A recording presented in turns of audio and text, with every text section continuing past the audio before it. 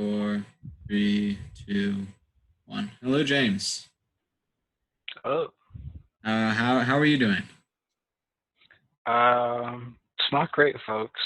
It's not Yeah, great. it's not looking good. So, uh, if people don't know what we're talking about, so the DNC convention just ended yesterday with Biden accepting the nomination. What are your what do you think? What do you think? I mean, I'm not going to tell anyone what their political thoughts should be or who they should vote for. Um, but I, I don't think you've got a good pick either way. Um, I guess just like risk minimalization. Mhm. I don't know. Vote, vote to stop climate change. I guess. Yeah. It seems right now Biden is picking Biden as your choice is more of a mitigation strategy than anything. I wouldn't really see any definitive policy changes except for maybe the public option. But then again, I don't think the Democrats are going to get like a 60 count in the Senate to be able to legislate. And I don't see any Republicans coming to the table. What do you Yeah, think? I wrote that somewhere. I think during Joe Biden's speech, like I don't actually like I'm being intellectually dishonest if I believe that you're going to actually do any of these things. And for for like the vast majority of the DNC was just like I mean, as you would expect it to be, just like an assault on um like Donald Trump's presidency Oh, yeah. Oh, as yeah. well as his character, which is, I mean, politics, whatever. But like the first time I got an affirmative case for why you should vote for Biden and not just vote against Donald Trump was from Bernie. And it was basically just Bernie saying, like, you should vote for Joe Biden because he took all my policy recommendations. Mm. So I know the conservative media from what I've seen, at least on the internet, they've kind of been bashing Trump for taking on like the shared platform.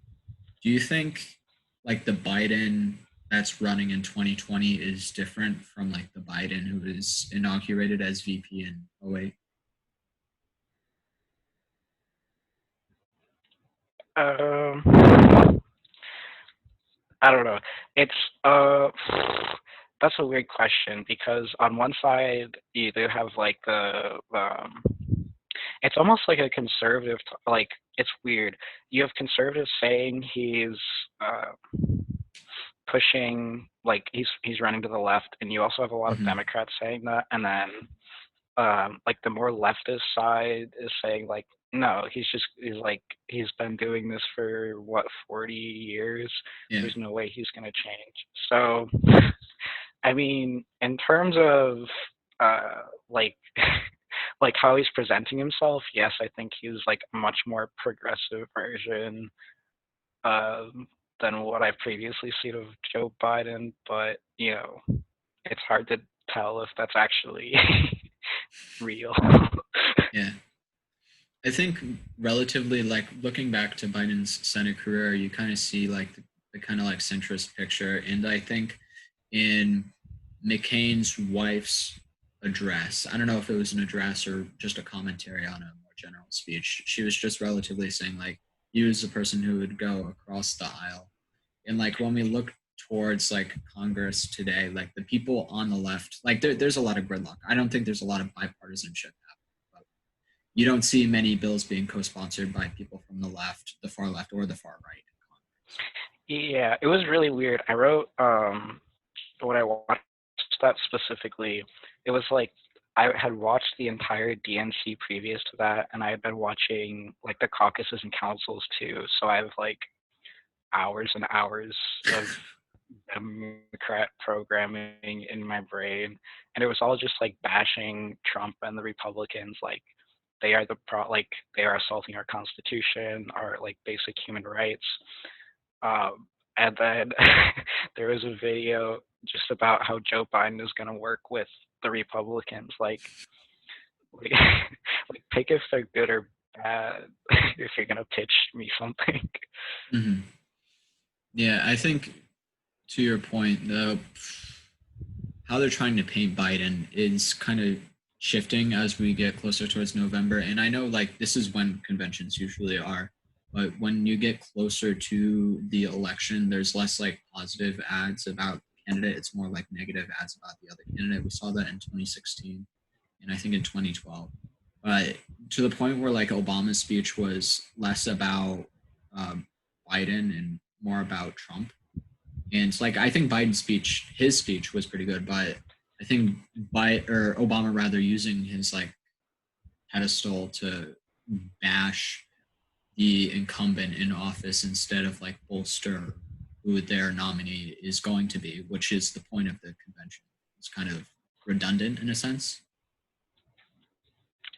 Yeah, I agree. This is, I think I already said it, but I think this is like the best Joe Biden speech I've ever seen. I think Yeah, part of I agree. that is just like the expectations for like all the attack ads on Joe Biden. Like, I was half expecting him to just forget what he was saying halfway through, just because all the media I see of Joe Biden is him either like absolutely dominating or just like fumbling over everything he said. And it is a little, if you buy into the argument that the Democrats make that like Trump is an existential threat and we have to vote against him so that, like this supersedes politics and you have to vote against him because he's not only doing things that the Democrats don't like, undermining our entire country, then if that is true, then I don't.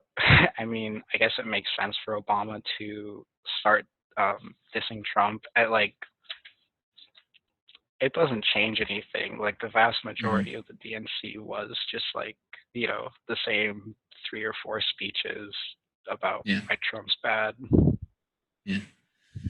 And I think like moving off of that, we did see like I saw this DNC, I don't know if it's happened at previous conventions because I haven't studied them as much, but we saw like at least a record number of Republicans who were speaking at the DNC. We saw Colin Powell, McCain's wife, and then Kasich. And I think the messages they were getting off at were much more character based, promoting Biden, and then the Democrats were more dissing Trump. And especially like Powell's speech, he was purely talking about like what like Biden would do on like a foreign policy level. And also Kerry talked about that as well, purely foreign policy. So I guess to that point, there's like two different messages that they were trying to get across. And I think since it's like a shared keynote speech, it was kind of hard for them to have a unified message in a sense, because even the Democrats were talking about like totally different things. Yeah, it was. I think that's part of what you expect with uh, um, a very different format as compared to previous conventions, where like usually previously if if someone like AOC, I guess, someone in your party that sort of has a place where they deserve to be able to speak, you can just put them in an earlier portion that's not going to be run on prime time or cable. But since it was, the entire thing was broadcast live, you have a lot of speakers that, maybe aren't necessarily completely cohesive with each other, Mhm. um, but still trying to promote the same general message.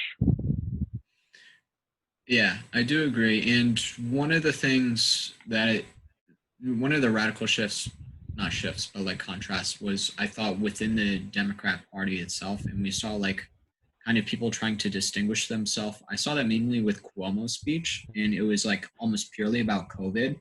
And you didn't really see that with a lot of the other speeches, but his was purely targeted about that, and that's kind of what brought him to the limelight. But I think when we look back to like the '04 convention, that's when Obama really came to prominence and he was thought of to be running for president at the time. So do you like think I was personally thinking Cuomo, but do you think like there's anyone who's like trying to stand out at the convention to like stage a 2024 run? Uh, Instinctively, yeah, Cuomo, just because, like, you know, sort of shifty New York politician. He's starting to make a name for himself. You just got to expect it's got to Hmm. happen. Probably Stacey Abrams, just just because obviously this is even more so than previously. This is Kamala's starting point because Hmm. she's been given, if she wins, the vice presidency, which um, you know pretty good for when you're trying to run for the presidency. Right. Um, Besides that, I mean, I think they did have unity in the sense that they were all just on message, Hmm. um, trying to put aside like their own personal political goals, and they're just saying like Trump bad, Trump bad, Trump bad. Hmm.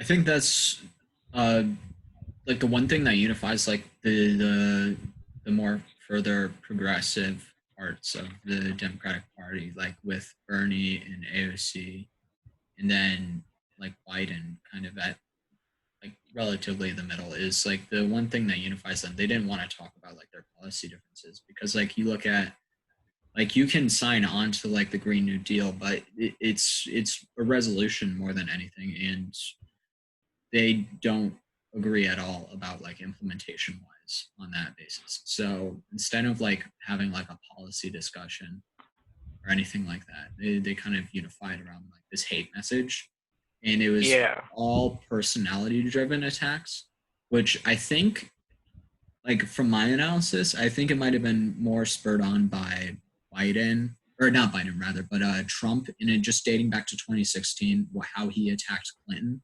So it's kind of like a reciprocal attack, but it's still not. It's kind of like stooping down to his level. yeah, I would agree. Just because, um, like you said, there are some really big policy differences in between the more centrist and leftist parts of the Democratic Party, and that's why all the policy they did talk about was like I said, like Bernie's party unity plans, which they didn't. I mean, it was frustrating the whole time because I watched so much of it, but I very rarely got to see someone say like, okay, this is like there. I mean, a lot of people said we're going to stop doing what Trump's doing, but no one really said here's what's going to happen. Mm-hmm. But I think that's just a political move because their I guess thesis of the DNC was that this isn't about politics. That's why they had like John Kasich talk Mm-hmm. about it. Like, sure, if you vote for Joe Biden and he becomes president and you're a Republican, you're probably going to disagree with him on a few, or not even a few, a lot of issues, but he's not like the raving lunatic that Trump is. Mm-hmm. Um, so, I mean, like, why even bother getting bogged down by policy if you're making like an argument that comes before policy? Right. It's kind of a preemptive point in a sense. And I think one of the issues that hasn't like really been pointed out by like the right at all is the Democrats are always saying like we can't deal with like 4 more years of Trump. And it's like, so what's your bright line like in the 4 years where it's like irreparable? Because like I think in like Republicans were making the same argument about Obama in 2012, like about his economic policies.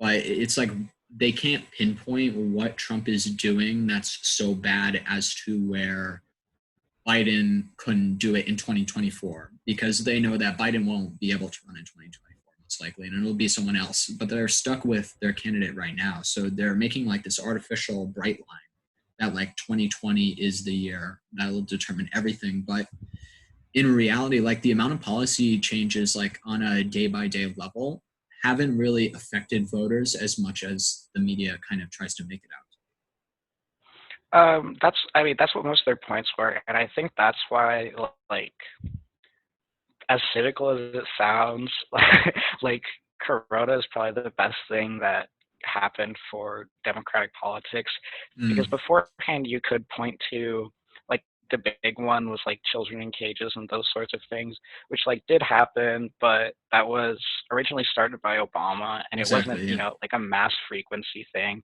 But now they have this really big problem that they can point to and say, like, look, we have like we're doing really bad. We're doing arguably the worst in the world on COVID-19. That's Mm, caused massive financial problems, obviously massive health problems, and they also sort of, I guess they didn't put a bright line on it, but they talked a lot about climate change, and I guess, the thing with climate change is that we've already gotten to a bright line insofar as it's already starting to affect our lives. They had like a mm, farmer come on, and he was saying, like, um, I think it was during the rural caucus. He was talking about, um, we're noticing the effects of climate change right now. Um, so we started doing like these cool new things where we have like micromobility, and we're working to mimic natural environments on our farms so that we like copy the CO2 cycle, so that instead of just sending it out into the air, we start to work mm, somewhat close to naturally. So yeah, they didn't really provide a place in, between 2020 and 2024 where the world, falls apart, right. but they did make a lot of arguments saying that we don't know necessarily when it's going to fall apart, but we can definitely tell that it's starting to crack. Right. Exactly. And like looking forward, because like I know Biden has said, or the campaign rather has said like that he hasn't conceded that he won't run for a second term, but I think in all likelihood with him picking Kamala, it's kind of just like a wink wink nudge nudge that basically like he's not going to go for a second term, and I don't think Biden's at like the current capacity to be able to do it. Like Yeah. if you like watch like the 2012 vice presidential debate and like you watch like his 2020 debate performances, it's like it's not even the same person at that Yeah. I don't know how much I buy that he's like in the full cognitive decline, because it's point. sort of hard to, like, you don't really Gauge. know when you're being lied to, and you Mm-hmm. don't know when it's just like a simple thing. Like, he has a natural stutter, so how do you tell, if it's Right. dementia or just him tripping over words? So I don't know if I necessarily believe that he is fully incapable now, but I definitely do pick up sometimes that he's starting to get there. Mm-hmm. So in the next 4 years, I can't predict what's going to happen to his brain. Yeah. Um, that have I told you my favorite Kamala possible DNC move? Just just nominate. So so hear me out. Hear me out. DNC really didn't want Burn Dog on the ticket. I mean, not going to go too deep into that, but just take my word that it's pretty sus. Mm-hmm. Um, so what my dream scenario, feverish nightmare would be is that they just pick Joe Biden to try and beat Bernie in the primaries, um, and then they pick Kamala because they think like he's she's better for us than Bernie, and she's not Joe Biden, who's in this secret cognitive decline that like Mm-hmm. Tom Perez is keeping him in some sort of cryo chamber until he needs to make speeches. And then, since she's already the nominee, if Joe Biden drops out of the race right now, you got Kamala Harris 2020. Exactly. Yeah. I read one thing that it's like an unnamed like DNC contractor or something leaked that well, after the convention, Biden's going to drop out. and like they're gonna bring in some like dark horse, like not even Kamala. They the convention or the party rather would bring in someone totally different just to spearhead it. I don't think that's real because like they're obviously they're not part of the DNC themselves. Yeah. I feel like in a sense, like Kamala would be that person. And kind of looking at Kamala's record as a prosecutor and then in the Senate, what do you think she represents on the ticket? Do you think she's like more of a moderate, or do you think she's someone more towards the left?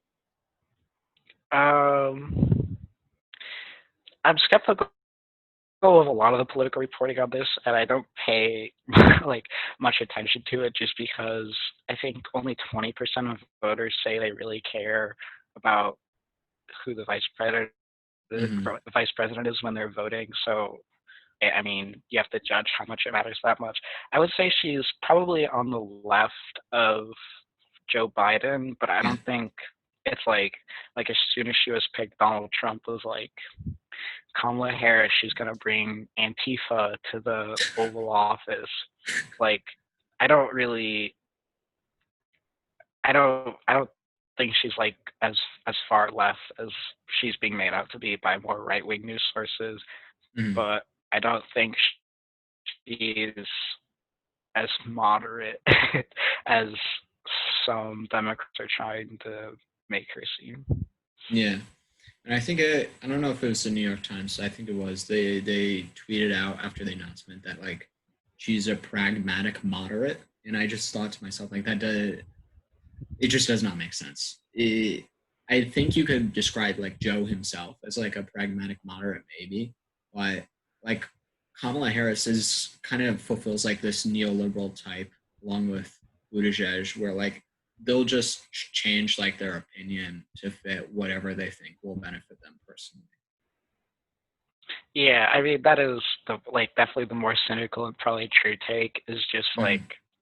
Kamala Harris doesn't actually have any feelings or opinions, Mm-hmm. but you know, oh, it's like it's politically popular to support uh, climate change resolutions, so I'm gonna do that. Yeah. Um, which I mean is is really how most politicians are.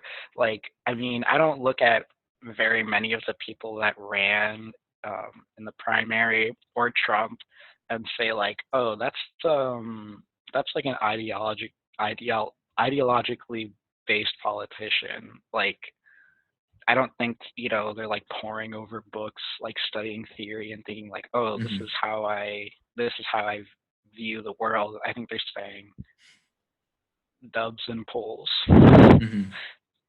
I think the only candidate that was probably the most like that would probably be Yang because he had so many policy proposals, and that's what he was. And I think that partially probably would be his downfall because he never like took any swipes at Biden or Sanders. And I think at the end, when he eventually endorsed Biden, it was like a calculated decision to like be in Biden's eventual cabinet, is what I thought. Yeah, yeah, I definitely wouldn't be surprised if he's like, I don't know, czar of automating McDonald's or whatever.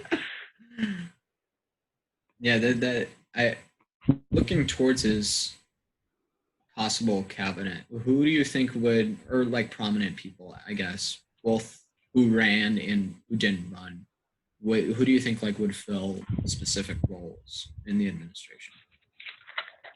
Um, it's hard to say just because like there's I mean, there's like so much input that goes into that, and I don't Mm-hmm. even know like who necessarily. I don't believe he's released who his chief of staff is going to be, which would have a lot of sway on it, obviously. But um, I don't know. It would be cool if he made. He'll probably make Bernie or offer Bernie something at least. I don't know, like labor secretary maybe, or I don't know. That just makes the most sense to me, just because it like lines up with leftism. But Mm-hmm. we'll see. We'll see how far the DNC will go to keep him happy. Um, I don't really have any predictions as it is now as to, I mean, part of that is just because I was pretty unimpressed with the the DNC in total. Like no one stuck out to me and was like, oh, I think that person should be in the room when they're discussing what happens in America. Hmm. But I think it would be good if Colin Powell was Secretary of Defense once again. That'd be I base. think I think so. Yeah. that is what we need. That was Yeah. I don't know. I think it was very weird that they chose Colin Powell. Um, Not just because he's a Republican. You know, they had a lot of Republicans, but because like Colin Powell should be in The Hague. Hmm. Like, hmm, he talked a lot about how we need a president who's going to start being more confrontational and standoffish with dictators. And like my immediate thought for that was like, you have a really bad track record on on trying to deal with foreign dictators. Like Hmm. you are the reason that the global community bought that there was WMDs in Iraq. Hmm. Yeah. And he also, I mean, as chairman of the Joint Chiefs, he authorized like the Highway of Death, which is like should raise questions if you're actually like a liberal politician and you believe in Hmm. liberal ideas and you think like America should just be carpet bombing a bridge with civilians on it just to Hmm. kill a like marginal amount of soldiers who were returning from Kuwait. Um, but you know, Right. And I think I didn't choose. to your point, I think they mainly picked Powell because like he hasn't been active in politics since Bush, and I think like yeah, he hasn't endorsed anyone, and at least I'm pretty sure yeah he endorsed Biden, but I think it carries more weight due to the length of time that he didn't like characterize someone as his person. But I think Yeah, Powell having served as chairman of the Joint Chiefs under Clinton and then under Bush in the cabinet kind of gives him like a sort of duality where he's able to work with both parties in the sense that like they're both like kind of capitulated to the military industrial complex. Like it's not a party or a yeah, partisan issue. yeah. I mean, I would say that like yes, perhaps he can work under a Republican or a Democratic president, but if in both cases you're like contributing to massacres across Hmm. the globe, like why? I don't know. I think I think we should change our perspective on quite a few people who were involved in George W. Bush's cabinet, him being one of them. Yeah, I would But agree. it's And just yeah, yeah. And he's then not I think yeah.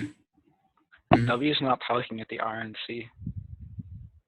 What did he talk at the last one? I don't think he did because he W voted for Clinton.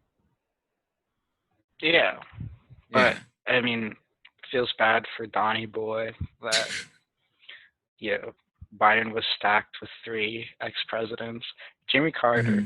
he was the only person who spoke that night that there wasn't any video feed of his face. Not gonna put any conspiracy theories into the world. Just take it how you will. Um, Jimmy's so old. yeah. Um, but I don't know. The RNC, I'm excited for it just because it's like It's gonna be Pog. it's yeah, that's the only way I can describe it. It's gonna be very interesting. They're having like the gun couple and stuff, and they're like not having any any ex-presidents endorsing the incumbent president, which is really like sort of feels bad because traditionally, like you stick with your guy. You want, I mean, presumably because Republicans liked Bush. Well, actually, when he left, he had like Everyone 30% hated Bush. approval. Yeah. But presumably they like elected him, so he should carry on some sort of torch. But Hmm. else,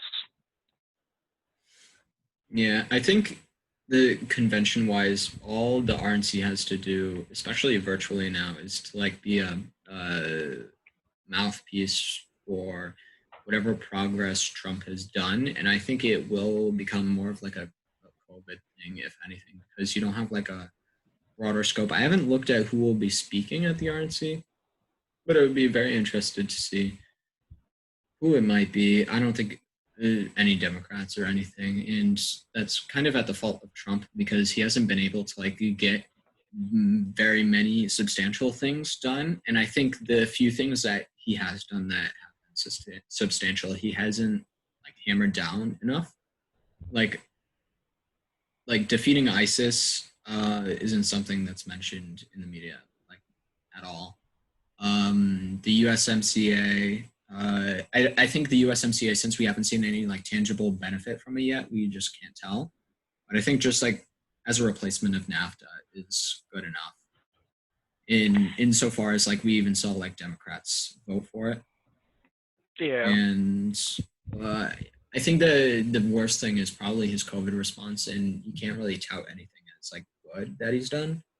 I know they yeah, tried to do that with some of the ads earlier, but they had a like an ad redo because they realized it wasn't working. yeah. He had to stop. It's like comes off very bad when people are suffering in mass and you're talking about how good the economy is about to do. Exactly. Um, I don't know. One particular issue I see for Trump during the RNC is I don't know like what big name Republicans are gonna because he's sort of estranged. Like that's this whole thing is like he's separate from the the deep state, the swamp, and now he's even starting to estrange um, like Mitch McConnell, who's a lot of the someone that he gets along with generally in Washington that can help promote his agenda. So, but I don't know. I mean, who's gonna endorse? Who's going to meaningfully endorse Trump? Is it just gonna be like, you know, the congressman from Idaho? Hmm. Looking at the list right now, and it's mostly like people who are positioning themselves to run in 2024. Like we saw at CPAC, like Don Jr. speak, and now we're seeing Don Jr. speak again at the convention. It's like, what does Don Jr. have to do with the Republican Party? It's merely positioning in a sense. And I think, at least from my analysis, I think he's going to run. Also, Nikki Haley.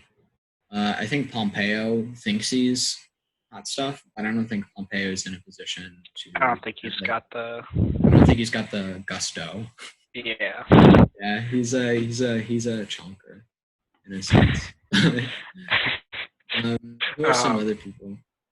Yeah, one of the people, the senator from Missouri, Josh Hawley. I don't think he is speaking, but I think he probably represents the best Republican Party could do in like someone to bring the party to more normalcy. I guess, yeah. What do you think? um, like I said, I think it's like individually hard for Trump because he's like very unabashed about pushing people away, whereas like Joe Biden has this unique opportunity to like every Democrat uniquely hates Donald Trump. So he has this opportunity where even, people like AOC and Bernie, well, I guess AOC didn't talk about Biden, but they don't like, even if they don't like him, they're still going to say, like, vote for him anyways, simply because we can't have Trump, which is good when you can stack like huge names. Like I said, three presidents. They had Pelosi, everyone that ran in 2020, which I guess isn't that many. You know, Hmm. they are mostly nobodies. um, but John Kerry, Cole Powell, the list goes on. I have 24 pages of notes from mostly high-profile people who are going to be behind Joe Biden or declared themselves to be behind Joe Biden. Hmm. And like looking forward past Joe Biden, from the people who spoke at the convention, who do you think like most accurately represents the future of the Democratic Party? Is it more like the Cuomo, or is it Kamala, or is it like more neoliberal people like Buttigieg, or is it more progressive like AOC?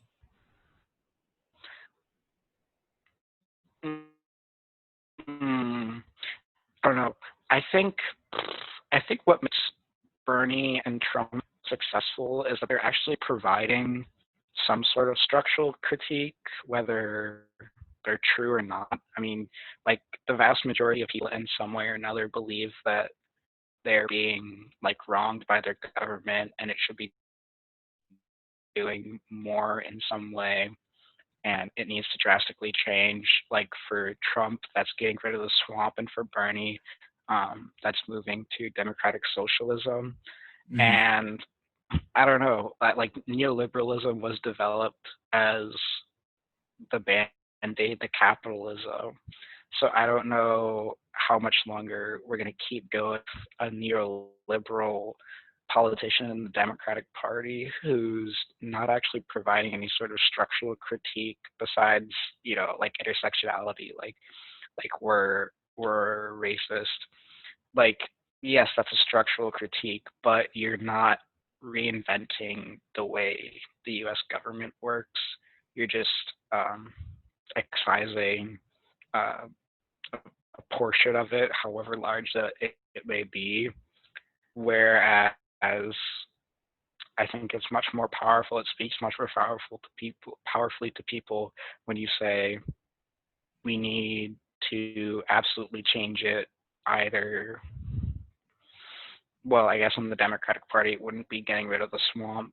So I guess short answer is I foresee a potentially more progressive party, but I think it would have to be in the pretty long term, not necessarily 2024, just because people like Tom Perez are still like Tom Perez isn't on board the AOC train quite yet. So once younger people who are looking more towards those like leftists, usually Marxist, um, fixes to our current situation start to build themselves up in the party. Like AOC can't do it alone, Hmm. but if you can get, 100 AOCs, then they start propagating and consolidating power within the party. But I mean, it's hard to make long-term predictions like that because how do I know what's going to be going on that distant in the Hmm. future? I think it's probably easier to predict who Biden would pick for his cabinet than who might run in 2024. Like I have my doubts as to whether people like I don't know if AOC would run, even though she's able to run in the upcoming election. I just don't know if that's her calling. I think probably primarying Schumer is like the only real like like route to ascension I see for her. It's like she's not going to primary like Kirsten Gillibrand or something because she's already relatively progressive in the Senate. Yeah, So, I think like Kristen Gillibrand would be enough to hold the people over. mhm, Um, so you're not. I mean, you have sort of a diminishing return with your right. leftism. Whereas you can look at Chuck Schumer and say like you've been here for God knows how long, and Hmm. you've only made my life worse for decades. Please leave. Hmm. Yeah, and I think like that kind of adds on to how long Pelosi has been in office too. Like she has been the Democratic leader since before I was born. And it's like weird to say that because like I'm like relatively old in terms of like the 21st century. So just in Pelosi has term limited herself. She said that she will only be a leader until 2022, which is good. But it's like seeing the people who would replace her. It's not like there's going to be any change in that. Yes, it's just like a different Yeah, face that's going to be promoting the same thing. Which at that point, I mean, Nancy Pelosi is pretty good at carrying the party banner. Why bother, wasting something good? exactly. And I think the same goes for the Republican leadership, even though there has been more turnover, at least in the House with like Boehner. I think Boehner was more individualistic in his choices he made during the Obama administration, but like Paul Ryan, when he got the Obamacare repealed in the House, but it didn't pass the Senate, at that point he was like, well, what's the point of my job if nothing's like making it through? So that's probably ultimately why he quit. And now we have McCarthy, who's more of a mouthpiece for Trump than anything. So I Yeah, guess moving I can't wait forward, for yeah. Speaker. I can't wait for Speaker of the House Tom Cotton. Yeah. Um, well, Tom's in the Senate, right? Yeah, but if you knew that there was some chance that he could become Speaker of the House, actually, is he? He's in the Senate, I'm pretty 100%. sure. Yeah. Yeah. Did you Tom see Cotton's an interesting figure. yeah, the funny little man. Um,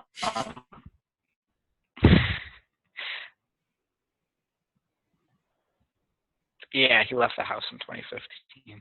Did you see? You watched the whole thing, so so I think it's our duty to show the people. Um,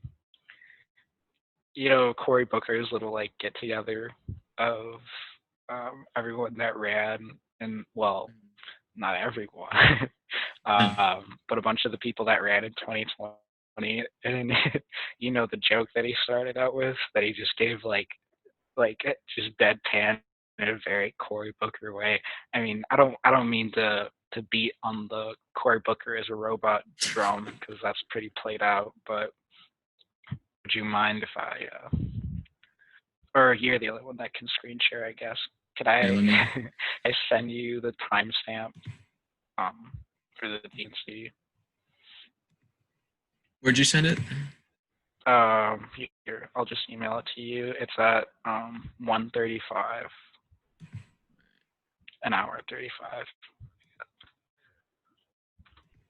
It's hold on, people. This is definitely worth it. You're gonna think the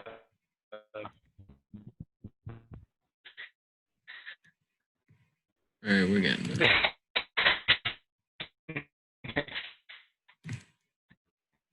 this this is a big why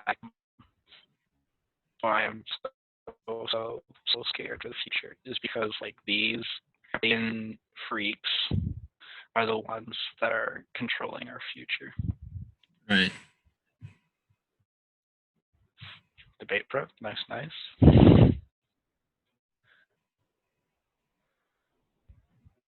Hmm. What's the timestamp? It An didn't hour send. 35.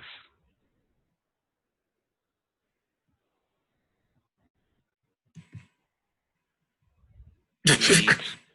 He spoke the first night of the Black Caucus. I was like dumbfounded watching here. I'm not getting any audio from the video.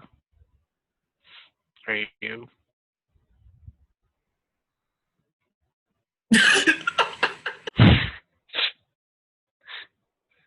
Wait, I don't think. Is it playing audio through your headphones? Like, will it record yours? Because I'm not It hearing should, yeah. If not, everyone's in for a surprise.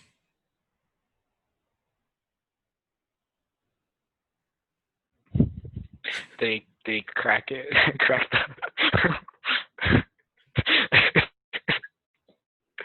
It's just like. All just nervous laughter.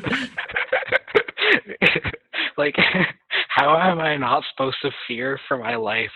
That man is in the United States said it. I. What do I do? How do I live in this world? It like. What? Why would you say that? Why would you let those words escape your mouth and not free? I don't know. I think they tried to make it more unscripted than anything to make it seem natural. By anything about a convention is unnatural, especially with Yeah, all it's the speeches and everything. yeah, especially this one because it was like a, a commercial basically, just a four Yeah. day long commercial. And I think the people who adapted to the situation the best sort of put aside their preconceived notions of like audience participation while speaking and instead like you could tell some of the speakers had pauses for where they would normally be applause lines and Mm. then fix it right after. But I mean, it just breaks up your fluency when you're trying to get a reaction from an audience that isn't there. And that was, I mean, besides normally just Mike Bloomberg being the marvelous orator that he is, it was Mm-hmm. like weird, like it just gave me really weird. He was just like, Donald Trump wants you to vote for him because he's a good businessman. Really? It just like, just like, you please have speaking skills if you are elected to public office. I don't Mm-hmm. know. It was it was like really eye opening to get this opportunity to watch so many like public officials and just none of them have like any mastery of style or cadence, Mm-hmm. which again could have just been they're not I mean they're not giving speeches the way that they normally do, but it's not hard to just like talk in a way that sounds normal. Exactly. It was definitely more unnatural without the Yeah. audience, and I don't know if there's anything they can do to alleviate that in a sense because even like I tried watching like comedy after COVID, and it's like without like the people like laughing, like you have no incentive to laugh. Like you'd be hearing crickets and you'd be laughing by yourself, and even if it's a like a good joke, like the convention, um, there's no like there's no point to it, I guess. So Yeah. it just leaves you in like this awkward point. Yeah. I mean, that's why I think Biden's speech was, besides that, obviously it's supposed to be the most important speech of the Hmm. event, um, was so much better compared to the others, is just because he, like, cut the, like, trying to make jokes or anything. And the whole time he was, like, serious, focused, and, portraying I like the way he put it was the battle between dark and light, portraying that where we're at right now is really bad, but there's some afterthought of hope, um, which serves much better because that's much more engaging. Like if you can scare me, like I can be scared for the future by myself, but Hmm. I'm not gonna be like charmed by you if you're just like speaking to a camera. Exactly. And I'm just trying to think because COVID has been like such a boon for the Democrat Party in general because we haven't seen Biden on the campaign trail. And now that Kamala is his VP, we've even seen like her acting as a surrogate instead of him like actually going outside and campaigning.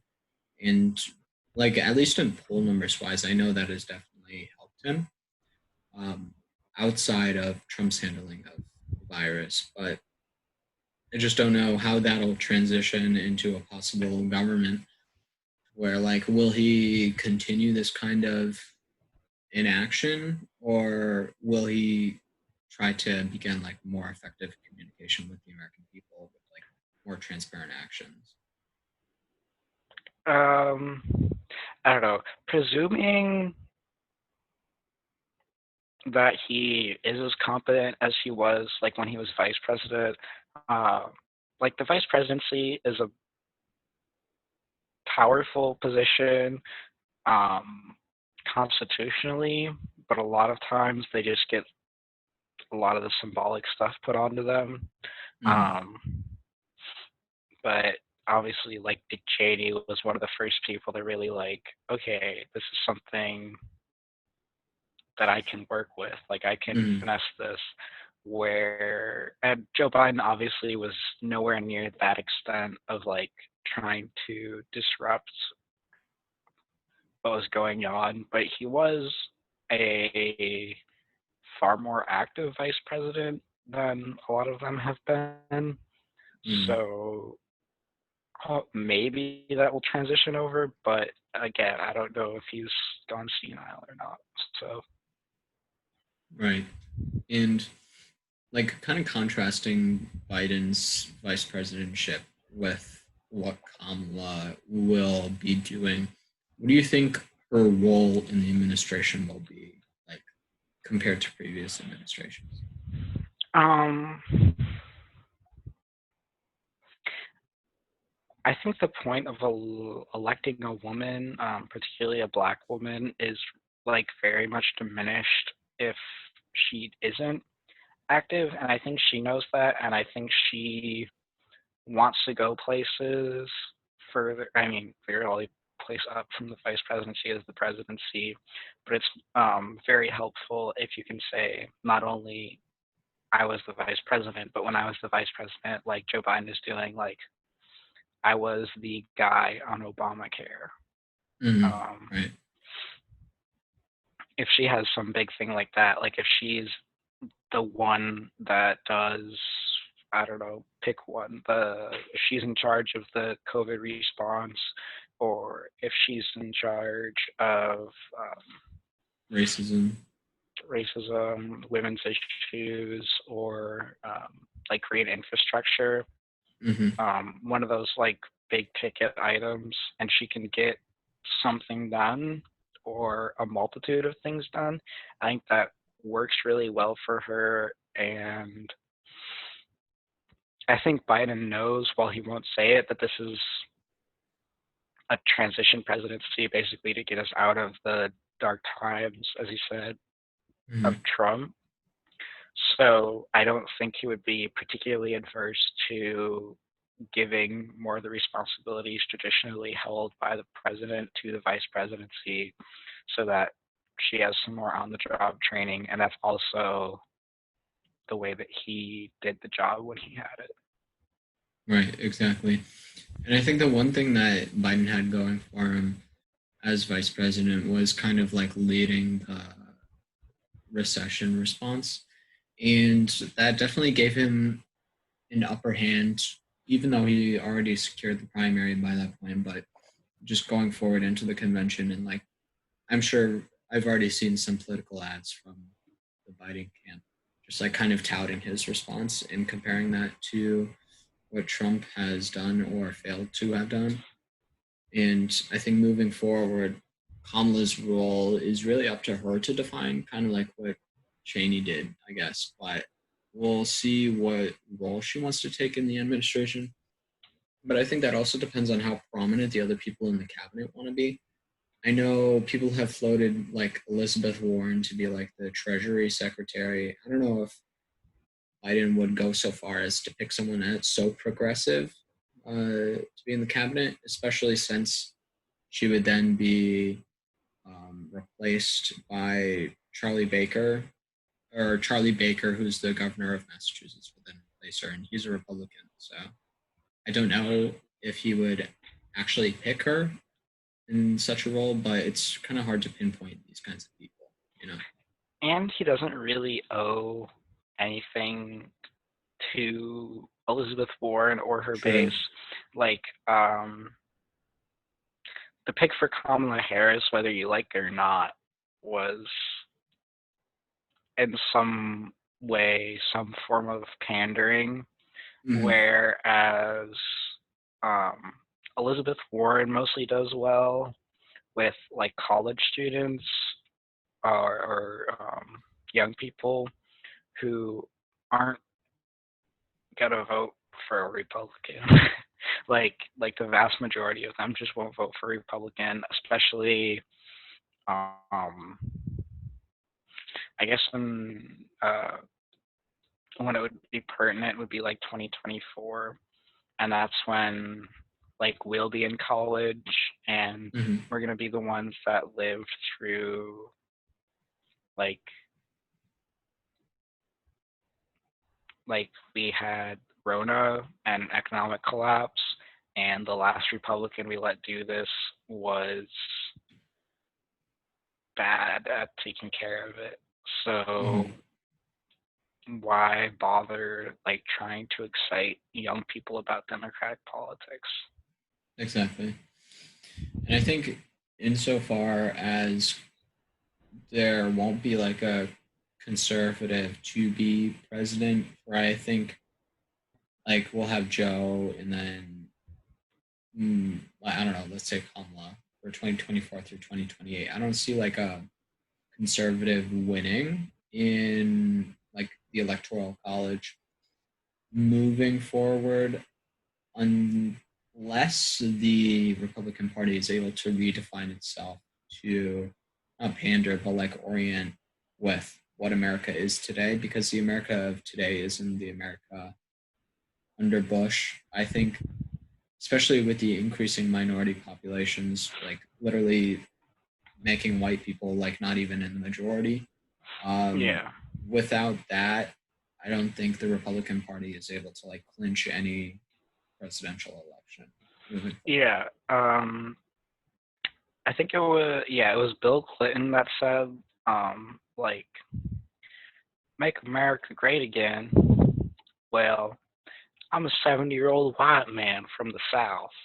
I know what make America great again means. Um, and I think um, whether it's true, I mean, I think the Republican Party definitely has demonstrated that one of its main tactics is to stoke the fears, or at least the Republican Party under Trump. But again, I would argue that this is like their general strategy for a very long time is to stoke the fears of like white middle to upper class people, which Exactly. Yeah.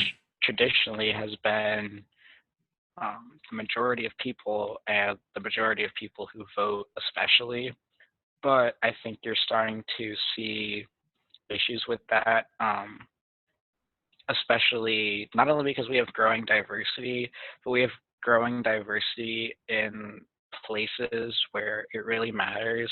So you have like people, a lot more diverse community in Texas, Yeah. Yeah. um, and I don't think it'll be this year, but I think sometime in the future, Texas could be in play for the Democrats, which would be, I mean, how how's a Republican that's 34? I mean, they have almost all the double digit states locked down. Mm-hmm. Georgia, I think, is definitely in play this year. Again, just because, I mean, yes, like if diversity increases in places like um, Illinois, New York, California, which it is, just because that's the national trend. It doesn't matter electorally so much because uh, like the more diverse communities tend to bring more democratic politics, but you don't. I mean, California is going to vote for the Democrat Yeah, exactly. always. Yeah. And I think the biggest flaw with what the Republicans have done moving forward to their convention is that they have adopted like the same platform from 2016, like literally the same exact like PDF. And it's kind of ironic because the 2016 platform like bashes like the current president back then, which was Obama, and like they left that in the platform. So now it's like blaming Obama for like the economic faults, and then now it's like, oh, the current president has led to our economic catastrophe, and it's like kind of true in a sense. Yeah, Yeah. that is true. So that was definitely funny, and no one even spent the time to read through it. And like platforms are kind of no one reads through them in the first place, but I Yeah, guess as a driving force, it'd be better to redefine yourself starting there from the ground up. But I don't know who if anyone will take charge, especially if Trump remains in politics. His base is so ingrained with him that even if he loses, like people will be listening to him. Like he has one of, if not like the largest Twitter followings. I don't know if Obama has more or less followers, but it's just like people will be listening to him whether we want yeah. it or not. Trump will be a part of public life until he dies, and probably after that. Yeah, exactly. Yeah. And I think as an extension of that, Don Jr. would kind of fulfill the same role because, like, I Yeah. don't see what experience Don Jr. has that makes him qualified to be president. But of course, people said the same thing about Donald. So, Have you seen the memes where it's like Trump uh 2020 with a picture of Donald, and then it's it's Melania oh yeah, until like 2028, and it goes all the way down to Barron, and it's like 2050, and Trump's just still in power. Yes, yes, that's what we need. yeah. That would definitely be interesting. And I think talking about Barron, one of the things that presidential children have like a big issue with is they're like in public life even though they don't want to be, like Chelsea Clinton and then like Sasha and Malia and now Barron. They don't have an opportunity to define themselves until after the presidency. And I guess what I'm trying to get at is like Barron is such a young individual. I don't know. It's just weird to see someone like our age or slightly younger be in that kind of position and so awkward for him in a sense. Yeah, I mean, hmm. For, I mean, like Joe Biden talked about it. He had like this little bit. It was a video of him with his family, and they're talking about like when Papa wanted to run for president, he called a family meeting to make sure we were all okay with the scrutiny it was going to bring to our life. And that's Mm, generally like the tradition that public officials tend to follow, is like if someone in your family doesn't want that sort of scrutiny in their life, they don't do it. But I would also wholeheartedly buy um, like a theory that says like Trump didn't even bother asking anyone. It was like you just like, no, this is the time, and my mm, family can't tell me what to do. exactly. That's part of the things that I think we haven't like come to understand about Trump and his family. That's only really now coming to light with his, I think it's his niece writing a book, and then his brother passing away. We come to understand like his vulnerability and like this like persona of steel that he's built around himself, and like kind of like not casting his father away, but like kind of like absorbing who his father was and making like this corrupt version where he's not actually making real money. He's just siphoning off the success of someone and then claiming it to Yeah. be his own. Yeah, I mean that was what Bill or not Bill de Blasio, Bloomberg's whole like not the whole speech, but like the vast majority of his speech was about. It was Mm, like Trump's main pitch to you guys is that he's a good businessman, but he foreclosed 6 businesses, I think. mm, Um, he and every time he's left a bunch of contractors and customers sort of like still in deals with him. But I mean, how are you going to deal with a company that just closed down? Um, so he's much less a businessman than he is an actor, and he's just selling you this persona of like being a businessman. exactly. And I, from what I understand, um, Trump doesn't technically, he's not as rich as he says he is, Yeah. but he has like a constant flow of cash that makes him effectively as rich as he says he is. Yeah. And I think one of the things about Trump is like compared to like, I don't know, Bezos, is like he has like, I'm careful to say liquidity in his assets, but it's much easier to like sell a piece of Manhattan real estate and then claim that as yours than it is for Bezos to like sell his own stock, because then you have like the entire market questioning like why is he selling. So I guess in that sense it's true, but talking about selling himself as a businessman, it reminds me of the 2016 primary. And I don't know if it was Rubio or the moderator brought up like Trump University, and like he sold it so good as if like Trump University was actually like a legitimate institution and people benefited from it, which of course I don't think is true in the slightest, but he just made it sound so true that he made his previous business dealings that might have failed, like Trump University. I don't think they got closed on. I know that. Just make them sound legitimate, like Trump ice, Trump steaks, Trump wine. I think it's just strange. Yeah, it's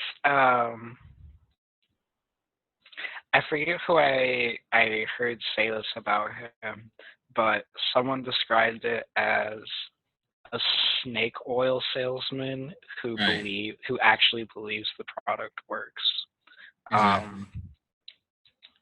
which I mean, I can't say whether or not he wholeheartedly believes that he's like the successful businessman he says he is, but he does a really good job of projecting that image onto the world, and like the not the majority, but quite a bit of America was believed that at some point. Right. Exactly. And I think people have like kind of assumed that he has taken that role, but people haven't like after 2016, people haven't been asking for like his tax returns or anything.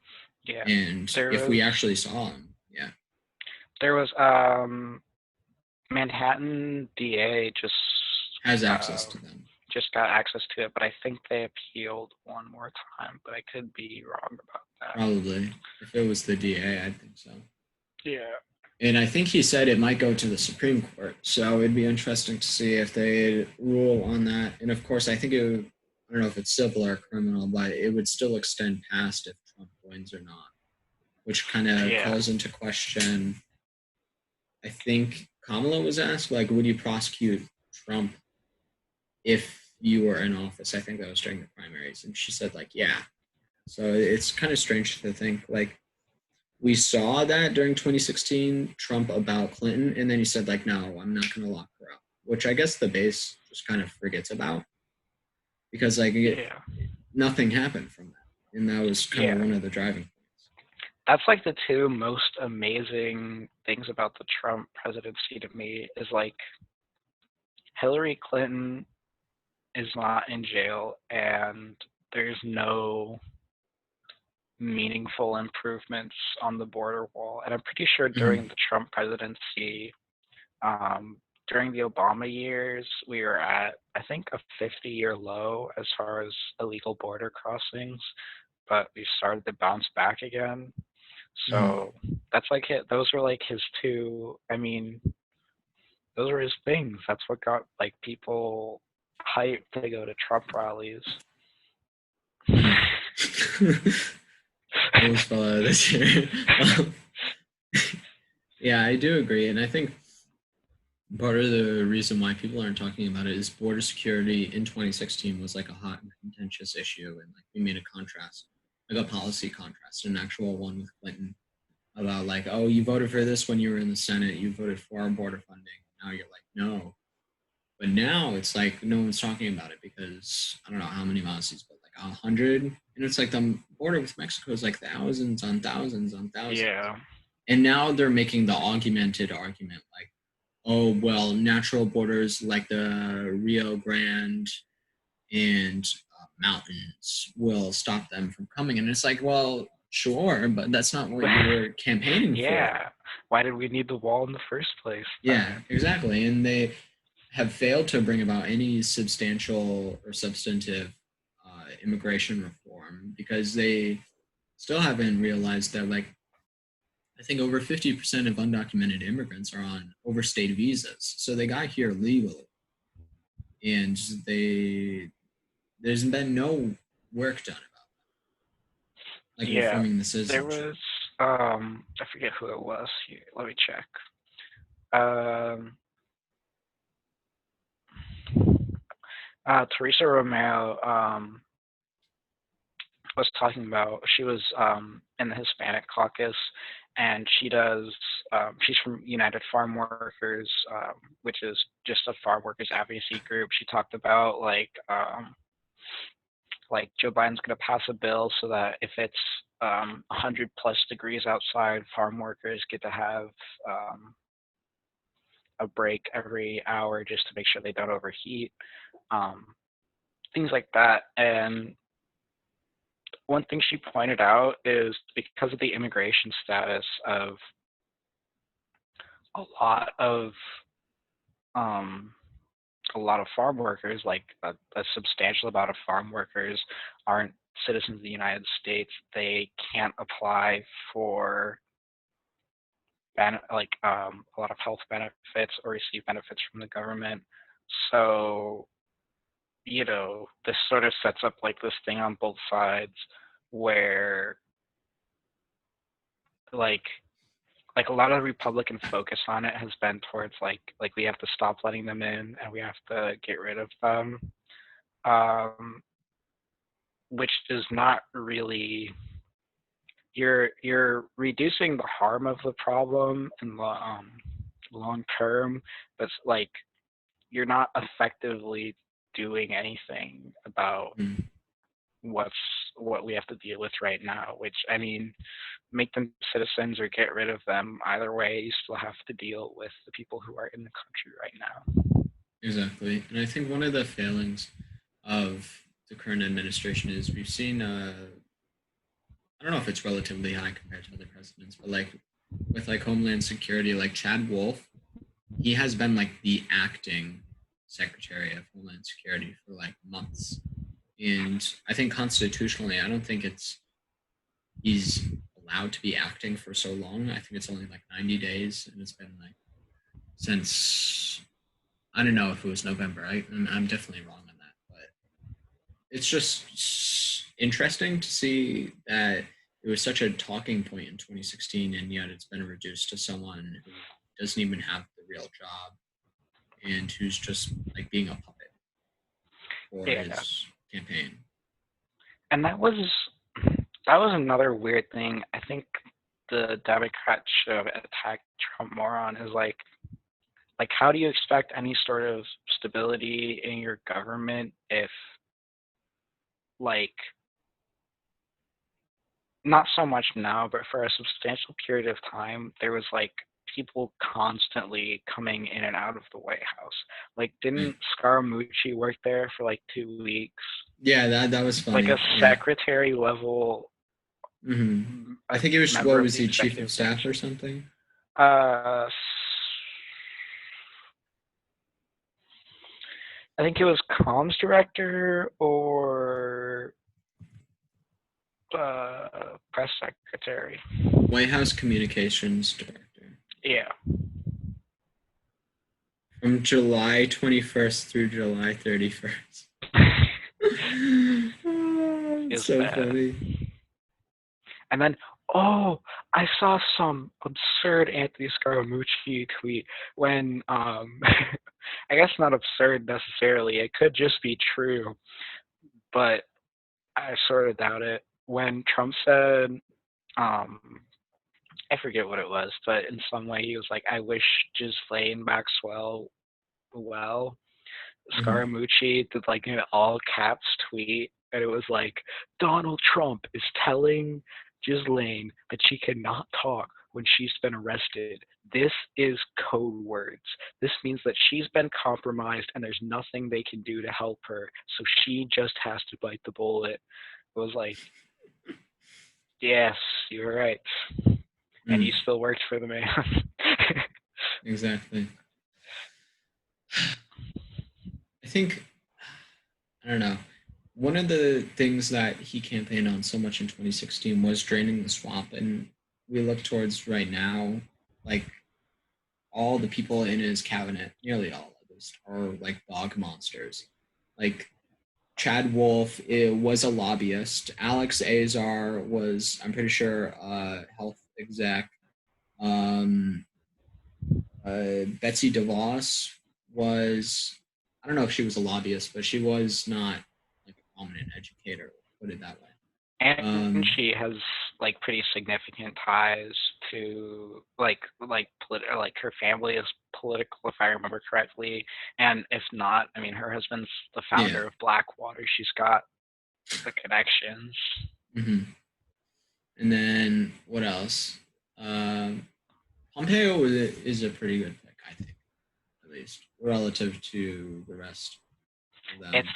I think it's like seven um, high level Trump aides or Trump picks have been, or people close to Trump have been indicted, and like Roger Stone just got pardoned, Right. and 2 days ago, Steve Bannon got arrested. Might have not have been 2 days ago. It's so okay.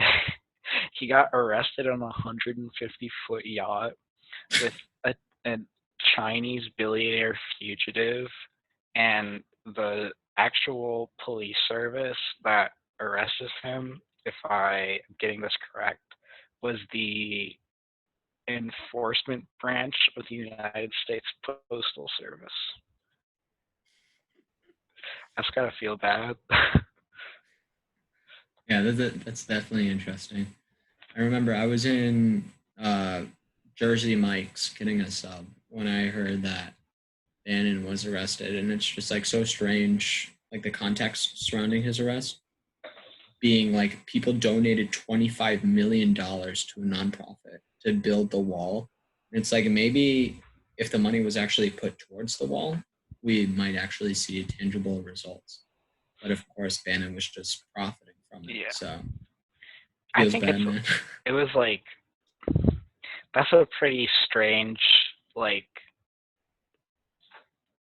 cult like thing. It's like it Yeah, like yeah. amazes me that they can get $25 million, and it hmm also amazes me that Steve Bannon bothered to steal $1 million from a charity. He's got like 45 million somewhere around there. Like it's obviously a significant amount of money, but he's like he could go to jail to marginally improve his wealth. Exactly. Like he's at a point of wealthiness where I'm not going to say the extra $1 million doesn't matter, but hmm he's not going to see. It's not like the difference in quality of life you or I would see if we were handed $1 million. Exactly. Yeah. And I think one of the failings of the Trump administration, I think, was I don't want to say it was firing Bannon, but without Bannon, there has been no like centralized message.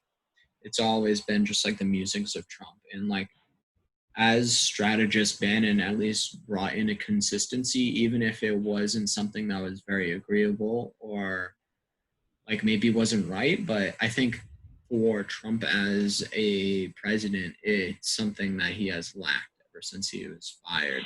It's like I was watching a documentary about Clinton, and he had like a consultant through starting in '94 after he realized like in his first 2 years what he was doing wasn't working essentially. So he like brought in this guy and like he just conducted like poll after poll about what the Americans really wanted and like what Bill Clinton should be, and then he molded himself around that figure. But it's like whatever internal polling Trump's doing, it's obviously not swaying his choices at least. Yeah, I think Bannon was a good. He's like equally as out there as Mm-hmm. Trump, I would say, but he understood like this is what we've got to do to keep the train going. Like this is what we have to do to advance some sort of agenda, um, and make our base like us. Like ever since he left, it's like outside of Corona, like the Trump administration has done shockingly little. Mm, Like I mean, before Corona, very few people I think felt a difference in their lives. exactly. Yeah. Whereas, like, I think Steve Bannon, had he been in the position he was in, he could have, I mean, could have done something. Exactly. I think without like a centralized strategy, the like Trump doctrine, if we want to put it that way, is more of a meandering sway from issue to issue, from first like repealing Obamacare that didn't work, to then I don't know the border wall, and it's like oh that didn't work, and then we blah blah blah blah blah, we come to where we are now, and it's like oh now Trump has to be reactionary because he's finally met with his own crisis, which I guess is kind of long overdue because most presidents face crises.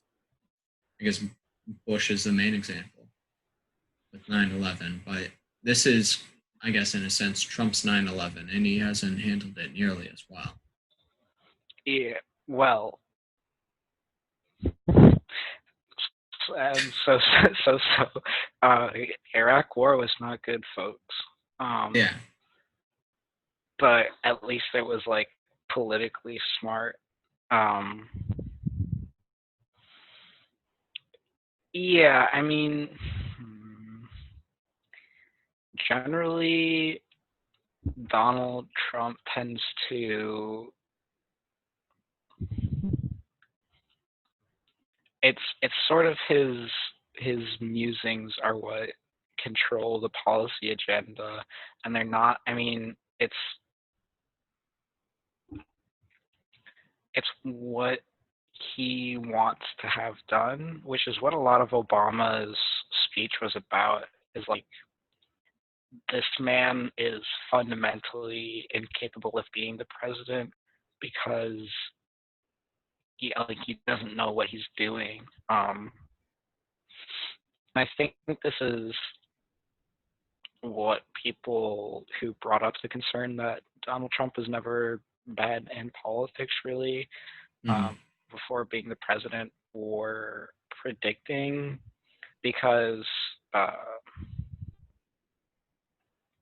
the business world is a much more fast-paced environment than government.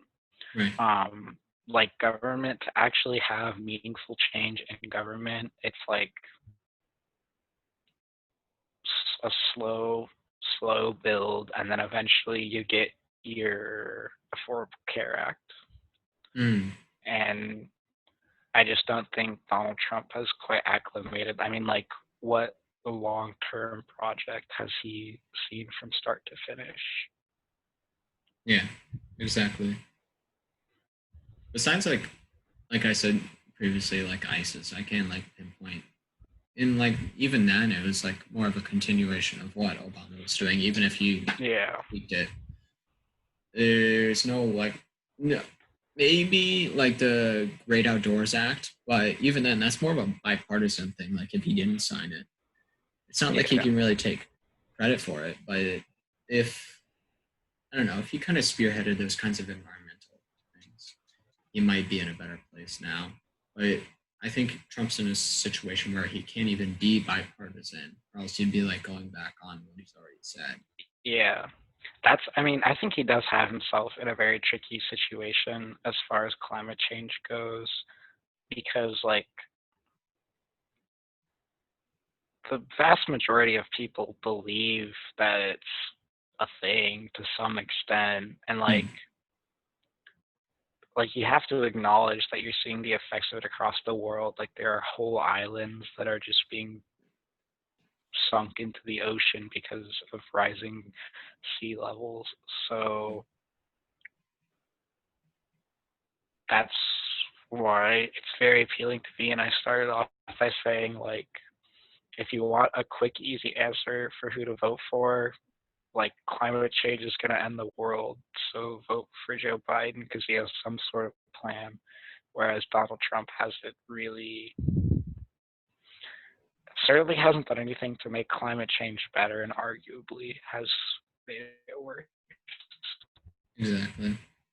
Yeah, and I think one thing the problem or the Republican Party has an issue with is there are still like those mainstays in Congress, like Ron Johnson and some representatives from Arizona and like dozens of others still in Congress who like just deny climate change still. And Yeah, it's like you can't even have a level playing field when your party isn't even consensus about climate change. yeah, Meanwhile, like the Democrat Party, they all agree in some form or another, like it's really an issue that we need to address. yeah. I can see the perspective of the Republicans who are like, I believe that climate change is a thing, but I don't think it's the government's job to do this. I think we need to have the free market Mm-hmm. get us out of this. Which, I mean, I personally, for what it's worth, think is not the strat. But Right. I mean, at least it is a strat besides just like, I think exactly. I don't. I just don't know. Like moving forward, like we see the United States making up such a small, not small, minuscule wise, but like smaller portion of carbon emissions compared to like China and India. I don't know if we take the first step if they would follow, or if they would just keep chugging. yeah. But at the same time, that's not like a reason not to do it. It's like Right. if if the United States contribution to minimizing CO2 emissions can give us an extra like 5 years, that's something. Right. Right. like Right. just push back the bright line as much as possible until it disappears. Exactly. And I think Democrats are hopeful that somehow if the U.S. takes the lead, that other countries will follow. But I don't know if we're in a soft power position where that can really occur. Just I don't know if we have the reputation, or maybe like Joe's going to walk into office and like everything's going to be back to normal. But I don't even Yeah. know if substantive changes are implemented that people will look at us as a country the same. If Joe can do what he says he wants to do, and he can reinvigorate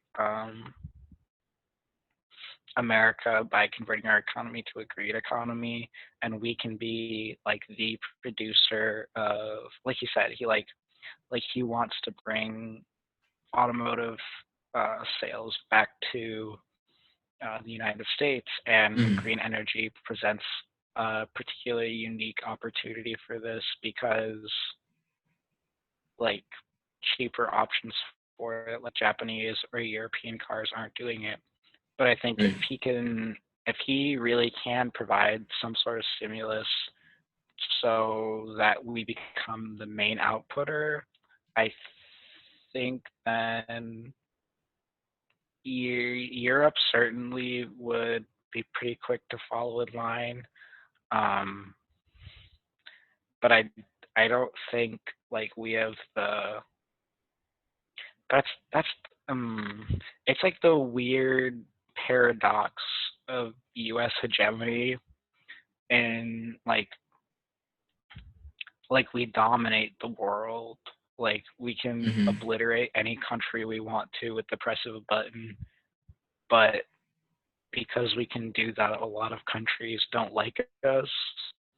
So Right. like how are we gonna like in South America, how are we gonna go to a bunch of countries that find us responsible or partially responsible for like rapid economic collapse and like ravaging wars and sending death squads into their country? Like, how Hmm. are we going to say, like, oh, your way of life is producing too much carbon dioxide, Exactly. so you need to buy our solar panels? Like, there's like, There's no like, leverage. yeah, Yeah. And I think the only leverage, like technically speaking, that we have left is economic. But insofar as countries have, I don't know if this is true, but generally tried to transition to more domestic production, at least here in the U.S., that they're not as reliant on their partners. And South America and Central America have kind of been going alone on their own mission, in a sense, with like their own trade agreements without the United States. So it's kind of the world continues in that manner. yeah. And I think it's not going to be like the way that it was pitched, um, foreign policy wise, is that like Joe Biden is just gonna he's gonna walk in and like all the countries are gonna like us again. Like there's gonna be lasting effects from how 4 years of foreign policy was guided, which is like the downside of having a democracy with a transition of power, is that there's no, I mean, if you just wait long enough, you can overturn any sort of progress in either Hmm. direction. So, I mean, maybe Joe Biden's got it in him to truly restore America as, you know, the center of the free world as it is. I mean, right, like its traditional place in the international stage. Hmm. But if he can do that, then I think it's not going to be like how people think, like he's going to walk in. If he does manage to do it, it'll be like grueling. Like Right. slowly, we start to get countries back into our fold. Exactly.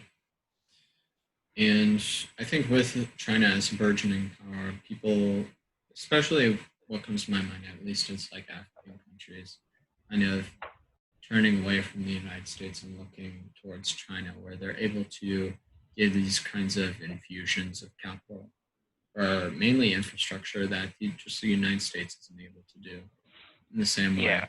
And like in, we're just not sending the same amount of diplomats to the UN as China. And China, it's like people say like, oh, the head of the World Health Organization is like a World Health or is a like Chinese plant.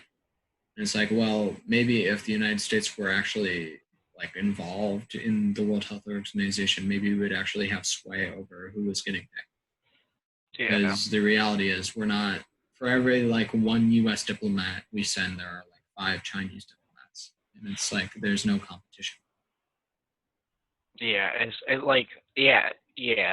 We do have a very small presence. Like our foreign policy budgets pretty consistently have